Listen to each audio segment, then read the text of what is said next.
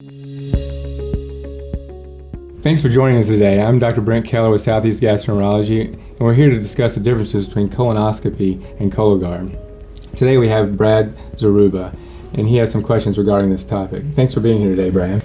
Thanks for having me, Dr. Keller. First off, what is Cologuard? So that's a great question. That's a question I get asked very often in clinic, and primary care providers get that question all the time. Cologuard is a stool test that they test the stool for DNA mutations, specifically for colon cancer. So then how does it work?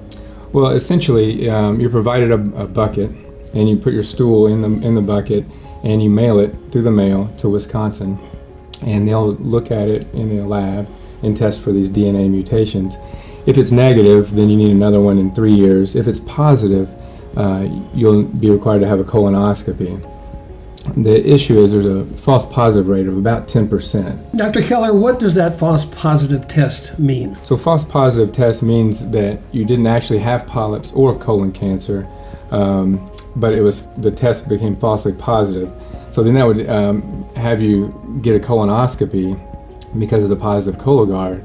The reason that's an issue is because if you had a colonoscopy first, let's say, and you didn't have colon cancer or colon polyps, it would be paid for in full by the insurance company. That's a federal law.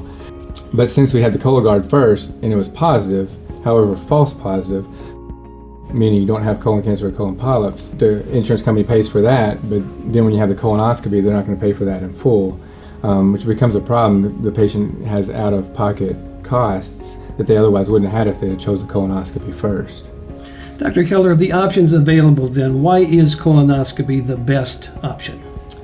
Well, number one, it's proven to be the most sensitive test to detect the precancerous lesions, polyps, as well as cancer. And number two, it's the only test that removes these precancerous lesions.